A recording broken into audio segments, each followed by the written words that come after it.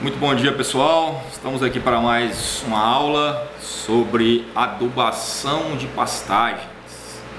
Meu nome é João Gonçalves Neto, sou zootecnista, tenho mestrado em zootecnia e doutorado em zootecnia. Ok? O tema de hoje é um tema muito importante: adubação de pastagem. Adubação de pastagens. Adubação é fundamental para aumentar a produtividade, a produção de matéria seca, para que você possa aumentar sua taxa de lotação e sua produção de quilo de carne ou leite por hectare ano. Certo? Começando a falar sobre a adubação fosfatada, chamada de fosfatagem. Pessoal, o fósforo é o nutriente mais limitante dos solos brasileiros. Tem que ter isso em mente. A maioria dos solos brasileiros são muito pobres em fósforo. Solos brasileiros são deficientes em fósforo. Do norte ao sul do país temos solos com baixo teor de fósforo. Isso é um fato, ok? O fósforo, outro fato é que o fósforo ele tem uma pouca mobilidade no solo. O fósforo é um elemento pouco móvel, por isso que ele deve ser colocado próximo às raízes. Quanto mais próximo o fósforo tiver das raízes, melhor. Vai facilitar a chegada da raiz até o elemento, até o nutriente fósforo, que é fundamental na formação de pastagens. Por isso que na formação de pastagens recomendamos fazer a semeadura junto com adubo fosfatado, já para que o adubo fique próximo à semente e futuramente, quando a semente germinar, próximo às suas raízes. Okay? Então o fósforo, por ser pouco móvel no solo, ele sofre pouca lixiviação. Ou seja, sofre poucas perdas por lixiviação.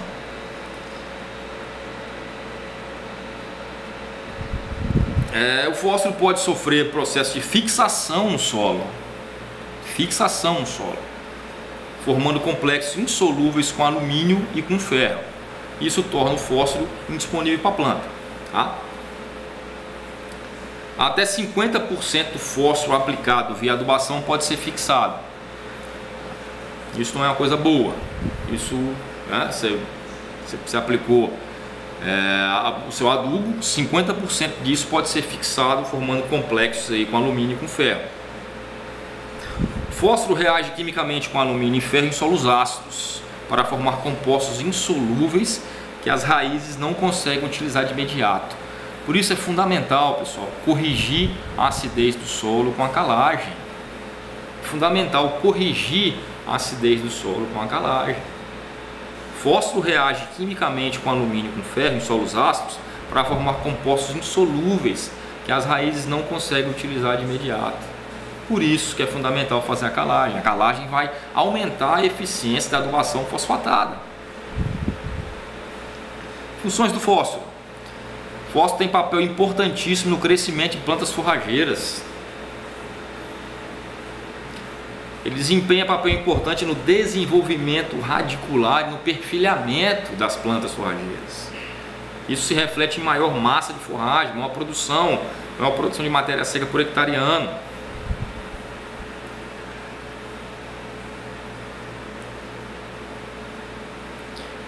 O fósforo estimula o crescimento de raízes.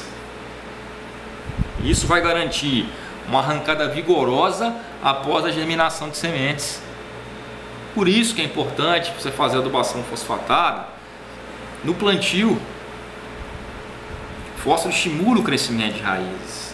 Isso vai garantir uma arrancada vigorosa, uma formação vigorosa do seu pasto.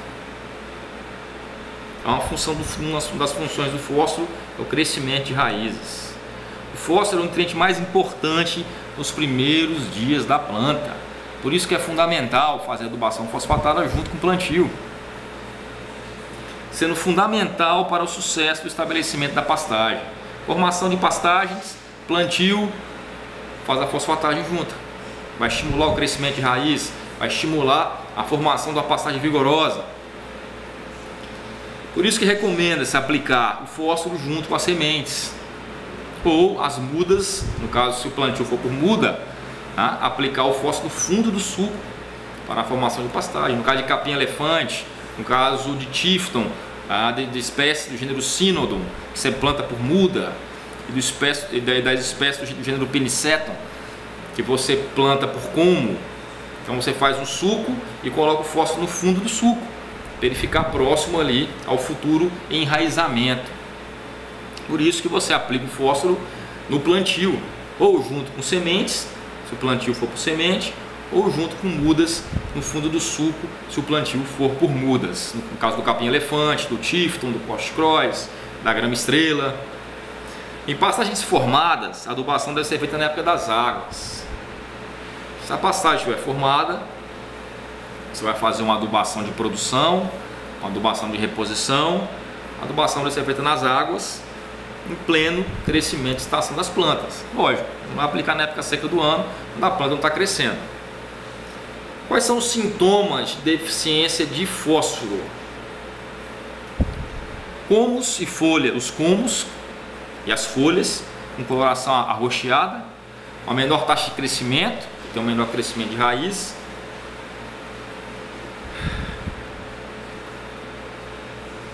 Algumas espécies, elas toleram mais solos com pouco fósforo se comparado com outras espécies. Por exemplo, a braquiária umidícola, o nível crítico externo de fósforo,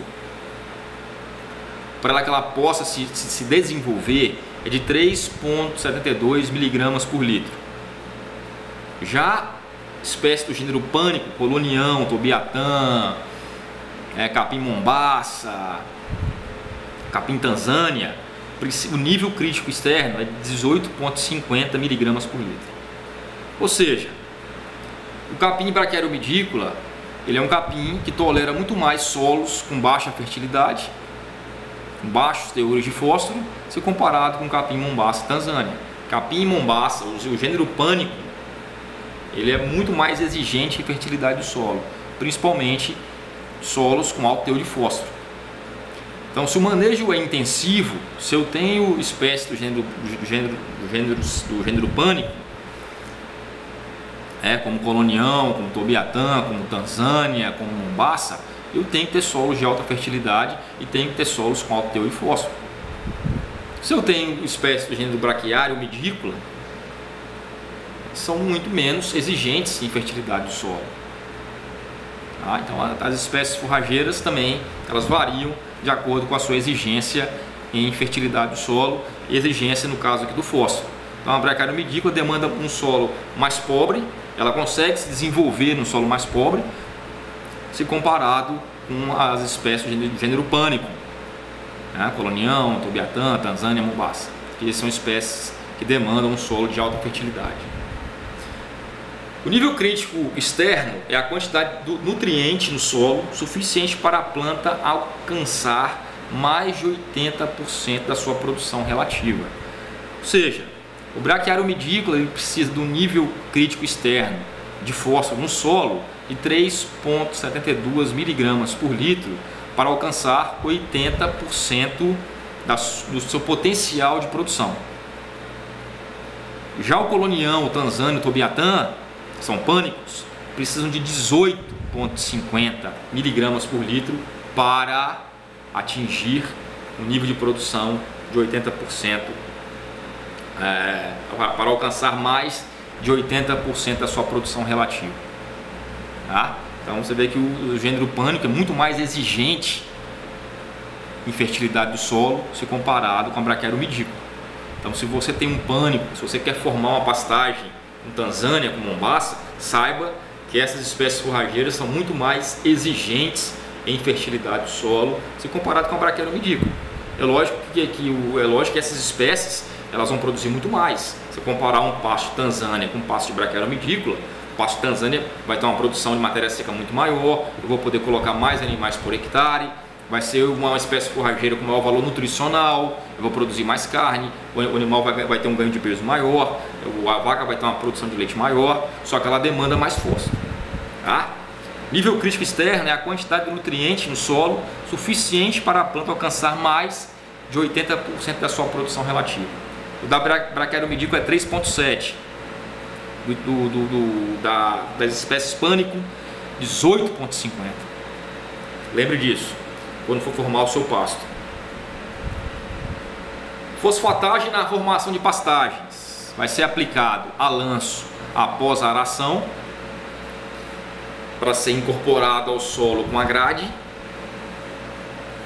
ou aplicado a lanço misturado com as sementes. Tá?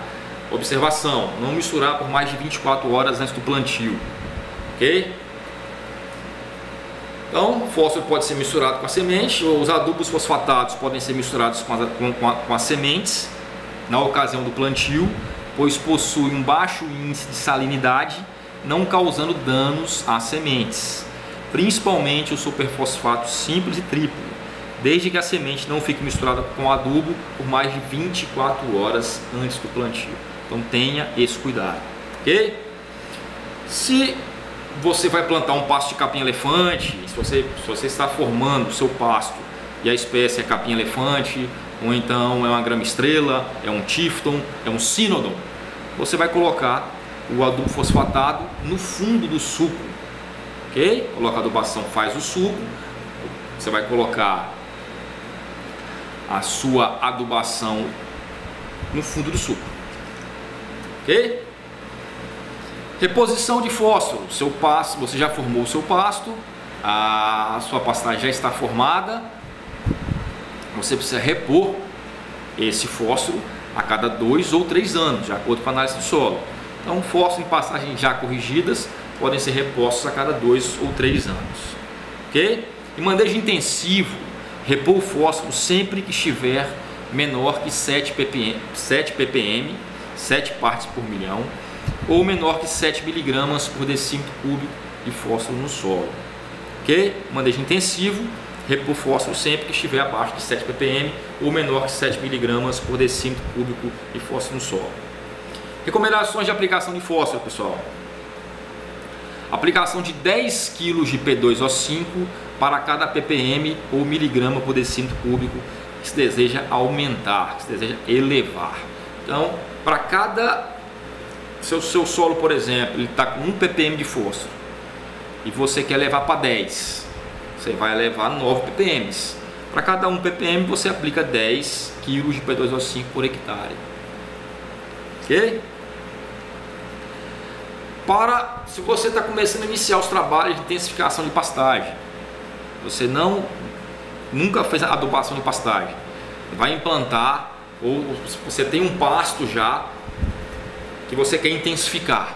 Para início de trabalho de intensificação de pastagem, eu recomendo elevar os níveis de fósforo para 10 ppm ou 10 miligramas por decímetro cúbico. Então eleve os níveis de fósforo para 10 ppm ou 10 miligramas por decímetro cúbico. Por exemplo, um solo com 1 ppm de fósforo, você vai elevar para 10 ppm, está começando a iniciar os seus trabalhos de intensificação de pastagem, você vai elevar para 10 ppm ou 10 miligramas por decímetro cúbico.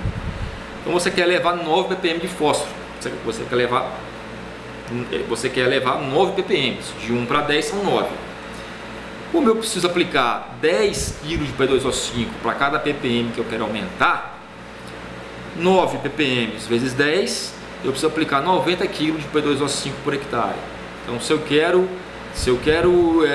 começar a intensificar o uso das minhas pastagens, e o meu nível de ppm está em 1 ppm, eu fiz análise do solo e achei que meu nível de fósforo está a 1 ppm. Eu quero levar para 10 ppm. A recomendação para você, quando você começa a intensificar as suas pastagens, é de levar de 1 para 10 ppm. Então, de 1 para 10 eu quero levar 9 ppm. Para cada 1 ppm que eu quero elevar, eu aplico 90 kg de P2O5. Eu aplico 10 kg de P2O5 para cada ppm. Quando eu preciso elevar 9 vezes 10, então eu vou aplicar 90 kg de P2O5 por hectare. Para esse caso aqui, 90 kg de P2O5 por hectare, vamos supor que eu estou usando, então eu quero aplicar 90 kg de P2O5 por hectare, porque eu elevei o meu ppm de 1 para 10. Para cada 1 ppm que eu elevo, eu aplico 10 kg de P2O5. Eu quero elevar 9 vezes 10, 90 kg de P2O5 por hectare. Vamos supor que eu vou usar um superfosfato simples, que tem 20% de P2O5. 90 dividido por 0,2, eu vou precisar aplicar 450 kg de super simples por hectare. Então, uma recomendação simples aí. Você fez a análise do solo, achou 1 ppm de fósforo. Você quer levar para 10 ppm, porque você vai começar a intensificar a sua pastagem. De 1 para 10, você levou 9 ppm. 9 ppm vezes 10 kg de P2O5 para cada ppm elevado, eu vou ter que aplicar 90 kg de P2O5 por hectare. Se eu usar um superfosfato simples que tem 20% de P2O5, eu preciso aplicar 450 kg de superfosfato simples por hectare, ok? Para a pastagem já implantada. Ou, se eu quiser formar esse pasto, eu posso utilizar isso também no processo de início de intensificação. Você vai formar um pasto de Tanzânia, você pode elevar esse nível de ppm, esse nível de 1 para 10 também, com essa mesma recomendação. Só pegar 90 e dividir por 0,2. Ok? Pastejo rotacionado intensivo. Quais são os níveis ideais de fósforo?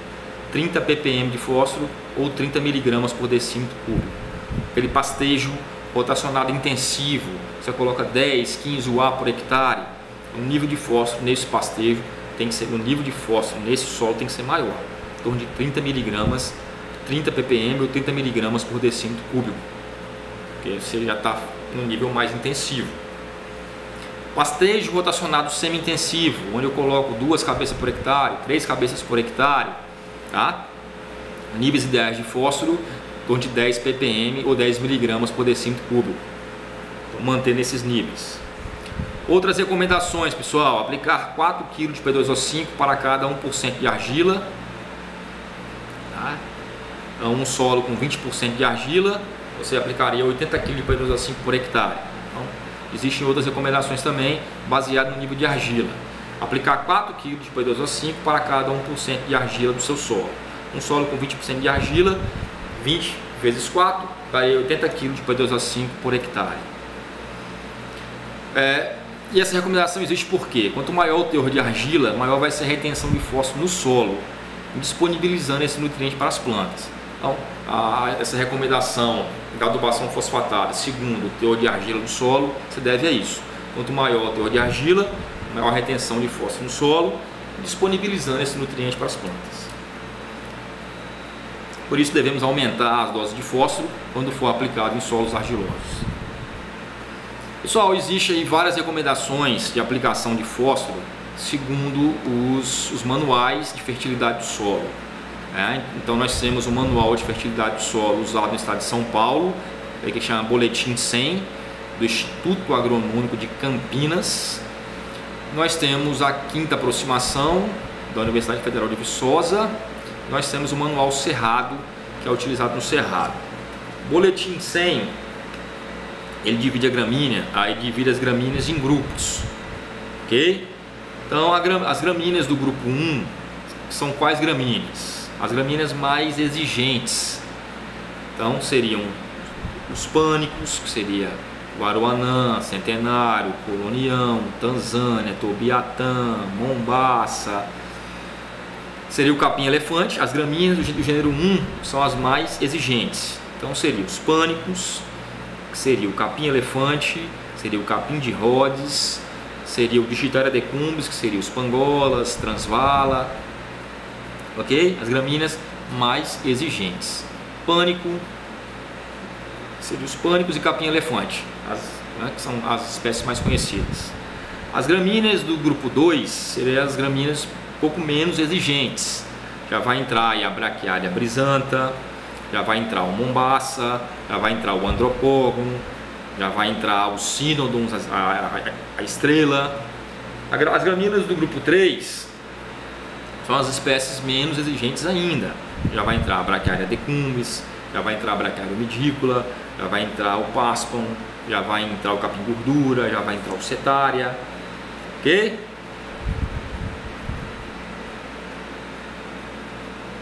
Temos o grupo das capineiras, o grupo das espécies para fenação, temos o pasto consociado, gramínea leguminosa, assim vai. Pessoal, olha só, quando que um solo está com, segundo o boletim 100, um solo com teor muito baixo de fósforo é um solo que tenha entre 0 e 6 miligramas por decímetro cúbico, ou 0 a 6 ppm. Um solo com teor baixo, ele vai ter em torno de 7 a 15 miligramas por decímetro cúbico. Solo com teor médio seria 16 a 40 miligramas por decímetro cúbico, e um solo com alto teor de fósforo seria em torno de 40 a 80 e muito alto, acima de 80.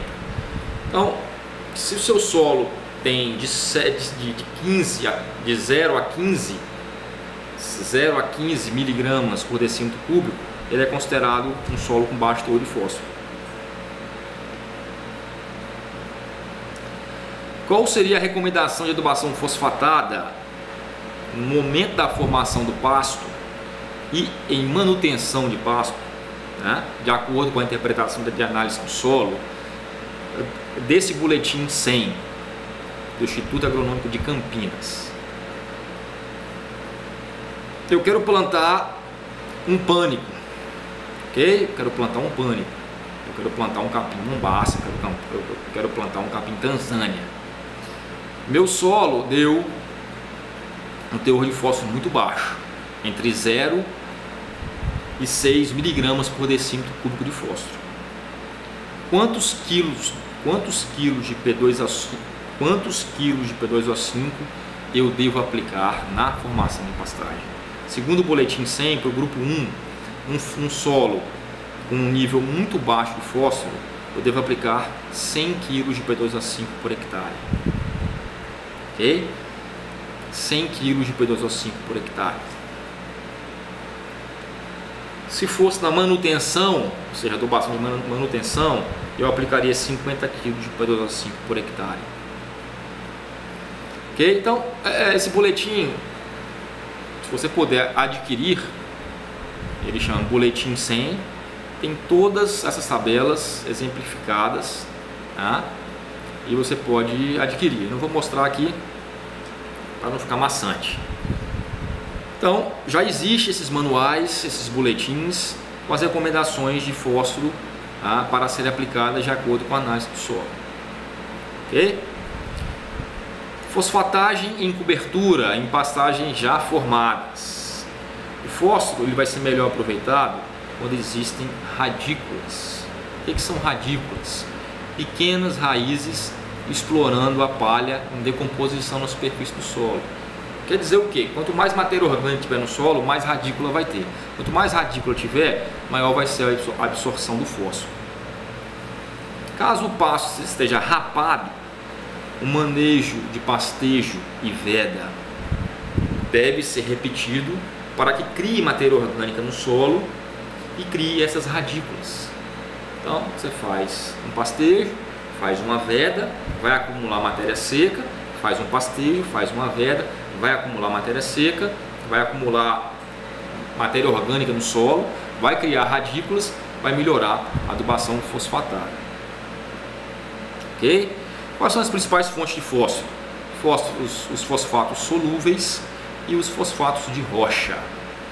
Fosfatos solúveis, nós temos o superfosfato simples, temos o superfosfato triplo, o fosfato monamônio, que é o MAP, e o fosfato de amônio, que é o DAP.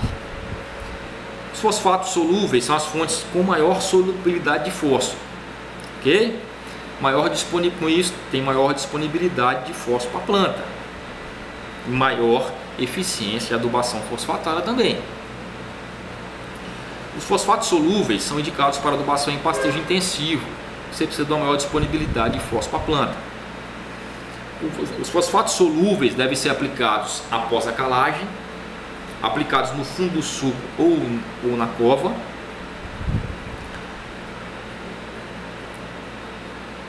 E a opção desses fosfatos serem granulados. Vai ter um menor contato, com isso uma menor fixação de fósforo no solo. Os fosfatos de rocha eles apresentam uma baixa solubilidade do fósforo, com baixa eficiência de adubação, não sendo indicado para pastejo intensivo. Então, indicado para pastejo intensivo são os fosfatos solúveis mesmo. Tá?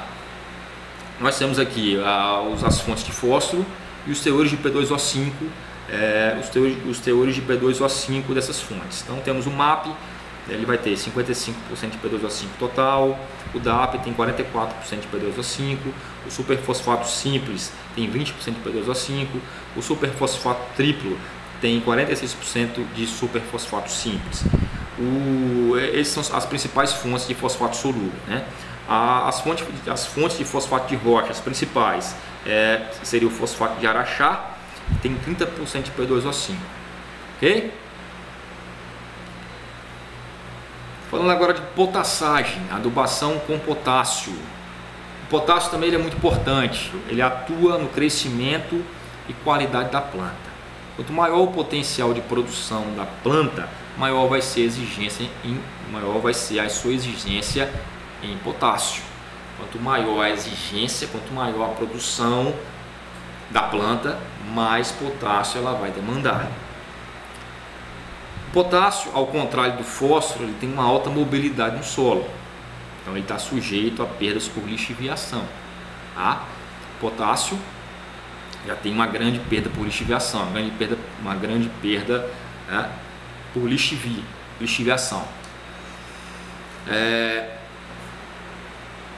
Situações que aumentam a lixiviação de potássio no solo: solos com baixa capacidade de troca catiônica, solos com baixa CTC, solos arenosos, quando for aplicado junto com fertilizantes ricos em ânions, como cloretos e sulfatos, e a gessagem também aumenta a lixiviação do potássio.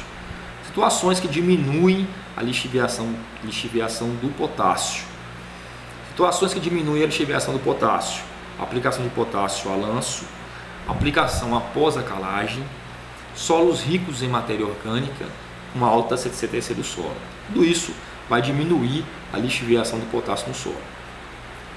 Quais são as principais funções do potássio? O potássio atua no crescimento da planta, confere maior resistência à planta, formação e transporte de açúcares, confere à planta uma maior resistência à seca e a geadas, e a pragas, e a doenças e a acamamento. Potássio atua na formação e transporte de açúcares até os órgãos de reserva das plantas. Potássio aumenta o vigor e a resistência das plantas ao ataque de pragas e doenças.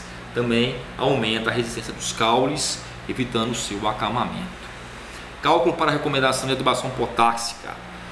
A recomendação de adubação potássica para a pastagem seria elevar os níveis de potássio de 5 a 6% da capacidade da CTC do solo, da capacidade de troca catiônica do solo. Ok? Elevar os níveis de potássio de 5 a 6% da CTC do solo. Aqui o boletim 100. Recomendação de adubação potássica no momento da formação do pasto e em manutenção. Ou seja, se eu quero plantar, vou dar o mesmo exemplo aqui, se eu quero plantar um pânico, então Mombasa, Tanzânia, e o meu solo é pobre, é muito pobre em potássio. Meu solo tem em torno de 0 a 0,7 milimol por decímetro cúbico de potássio. Se eu quero plantar um Tanzânia, a recomendação do boletim 100 é aplicar em torno de 60 kg por hectare de K2O e na manutenção 50 kg por hectare de K2O. Ok? Então a classificação aqui do boletim 100 um solo com 0 a 0,7 milimol por decímetro cúbico, um solo com 0 a 0,7 milimol por decímetro cúbico de potássio é considerado um solo com teor muito baixo de potássio. De 0,8 a 1,5 é um solo com baixo teor de potássio, de 1,5 a 3 é um solo com médio teor de potássio, 3,1 a 6 é considerado um solo com alto teor de potássio, e um solo acima de 6 milimol por decímetro cúbico é considerado um solo muito alto em potássio. Então, de acordo com a análise do solo, você vai recomendar essa adubação potássica para a sua espécie forrageira. E de acordo com o seu grupo de espécie forrageira, né? Grupos mais exigentes, vou ter que adubar mais, grupos menos exigentes, eu vou adubar menos. Reciclagem de potássio no solo. Em sistemas de pastejo, o potássio é muito reciclado pelas partes mortas da planta, pelas perdas por pastejo e pela incorporação de urina e fezes. Isso contribui para a diminuição do potássio que é aplicado via adubação. Então existe uma reciclagem de potássio. Então esse potássio é reciclado via decomposição da matéria orgânica. Ok? Então nós temos essa reciclagem de potássio. O potássio que é adubado, ele é reciclado via decomposição de matéria orgânica, folhas mortas, decomposição de fezes, incorporação de urina, e assim vai. Isso ajuda a diminuir a exigência de potássio, ajuda a diminuir a reposição de potássio no solo via adubação, né? Épocas e formas de aplicação. Aplicar sempre na época das águas, sempre fazer adubação potássica na época das águas, sempre parcelar essa adubação. Tá? Se você trabalha com pastejo rotacionado, você vai aplicar adubação potássica logo após os animais saírem desse pastejo, ou aplicar via fertirrigação. Okay? E sempre parcelar a adubação ao longo do ano para evitar as perdas por lixiviação. Pode ser aplicado junto com o nitrogênio, então a adubação nitrogênio e potássio ela pode ser realizada junta. Então, se o cara trabalha com pastejo rotacionado, os animais saíram do piquete, você pode entrar com a adubação já com nitrogênio e potássio para estimular o crescimento da planta após o pastejo. Você deve parcelar as adubações para reduzir as perdas, principalmente em solos arenosos e regiões com chuvas intensas. Quais são as principais fontes de potássio?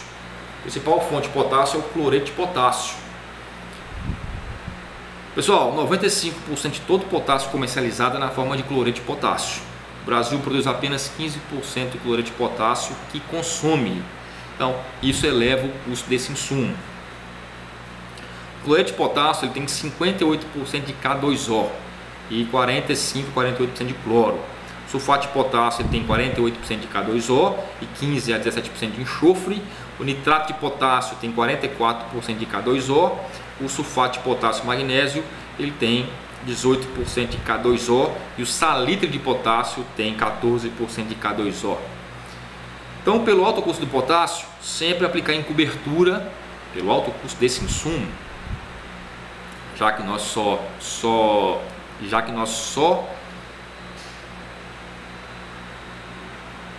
produzimos 15% que a gente consome, tá? Sempre aplicar esse cloreto de potássio em cobertura, tá? Em pastagem já formada, para minimizar a lixiviação, e aplicar junto com o nitrogênio para maximizar o crescimento das plantas. Ok? Então, pelo seu alto custo, aplicar sempre em pastagens, já formadas, e aplicar sempre em cobertura para diminuir as perdas por lixiviação. Você pode aplicar o potássio também na formação? Pode, mas isso iria aumentar as suas perdas por lixiviação.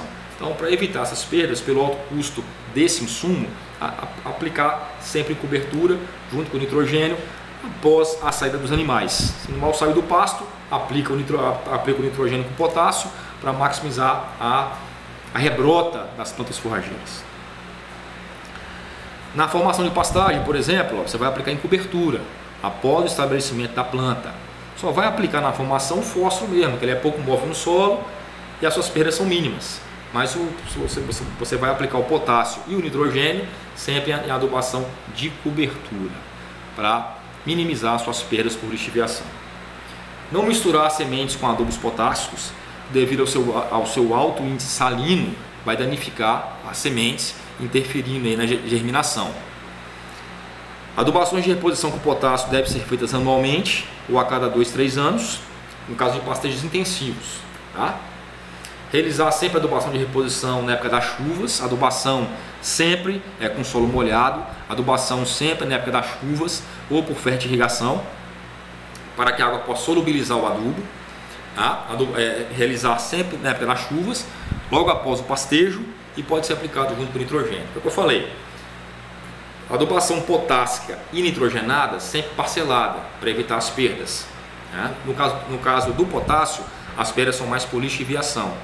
Aplicar sempre adubação potássica após o pastejo, para maximizar a rebrota das plantas forrageiras. E pode ser aplicado com nitrogênio, para você fazer uma operação só, economizando com mão de obra.